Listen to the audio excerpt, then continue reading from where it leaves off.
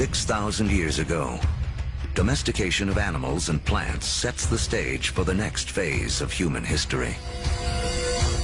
Like clouds of interstellar dust gathering in material to form stars, a type of gravity is at work as places like Sumeria, located in part of the Fertile Crescent known as Mesopotamia, draw in people, support large populations, and spin up into centers of power and innovation. By 3000 BC, some of these Sumerian settlements can truly be called our first cities. One of them, Uruk, has around 50,000 people living in less than 1 square mile. A population density that rivals modern-day New York City. Humans have become so efficient at deriving energy from domesticated food that this land area, which would have supported only a single hunter-gatherer, now can support thousands. But a change in diet also triggers a new dependence.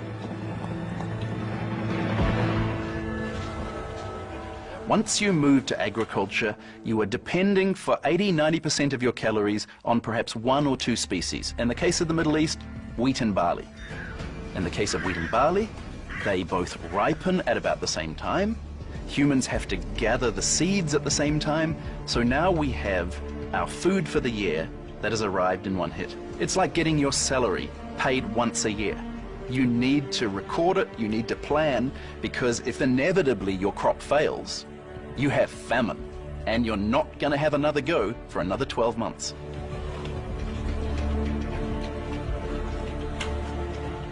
In these first cities, crops are king. To keep track of them, our ancestors developed the first writing. To protect them, the first armies. And to administer them, the beginnings of politics. When you have hundreds or thousands of people who are living together, there's simply too many people to sort of run around and create a census. It creates a need for government. It creates a need for some form of social and political hierarchy. Planting seeds has set man on a new path. Settlements have grown into cities. But to take the next epic step from city to civilization, we'll need the help of a very surprising creature.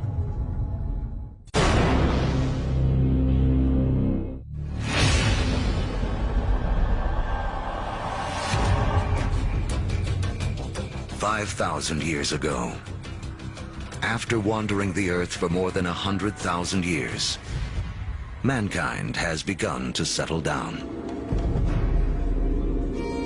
We cluster near rivers, along the Tigris and Euphrates, the Nile, the Indus, the Yellow and Yangtze. Civilizations are about to take off. But first, they must all master one thing: trade. The more they exchange goods and learn from other lands, the faster they grow.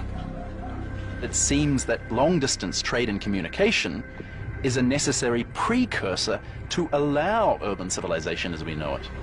And surprisingly, the first civilizations arise on the back of a creature with a lowly reputation in the modern world: the donkey. The donkey caravan is the interstate highway and high-speed internet of its day. Their routes will lay the groundwork for the modern world. Moving not only goods like timber and bronze, but ideas and stories. The civilizations they connect will be some of the first described in the Bible. The caravan routes converge at the Persian Gulf, where they link up with ships that carry goods to India. It essentially brought these civilizations together into great cultural and material exchange, and really was the beginning of the trend towards globalization. It is a key to understanding how our world works to this day. Just like the first civilizations, we trade and form networks. These networks form hubs. And throughout history, being at that hub has meant one thing. By 2000 BC, humans have gone from humble huts to massive monuments. In Africa, great pyramids arise on the banks of the Nile. And back in Sumeria, artificial temple mounds called ziggurats climb ever higher toward the heavens. To cement these massive structures together, the builders of Sumeria turned to a substance that oozes from seepages along the Euphrates River. It's called bitumen. Used as asphalt in the modern world, it is the first petroleum product to be exploited by mankind. While bitumen is highly prized, the lighter, thinner substance oozing from the ground along with it is considered a nuisance by the ancients because it catches fire so easily. The ancients call it naphtha. We call it gasoline. And it's one of the first indications of the vast oil fields that will one day turn the cradle of civilization into a center of wealth and warfare. The legacy of these first civilizations can be seen in surprising ways. The Sumerian counting system was based on the number 12 rather than 10, which is why we divide our days into two 12-hour blocks, our hours into 60 minutes, and our minutes into 60 seconds. The Sumerians also likely invented the wheel, which eventually leads to another innovation that will change the course of man.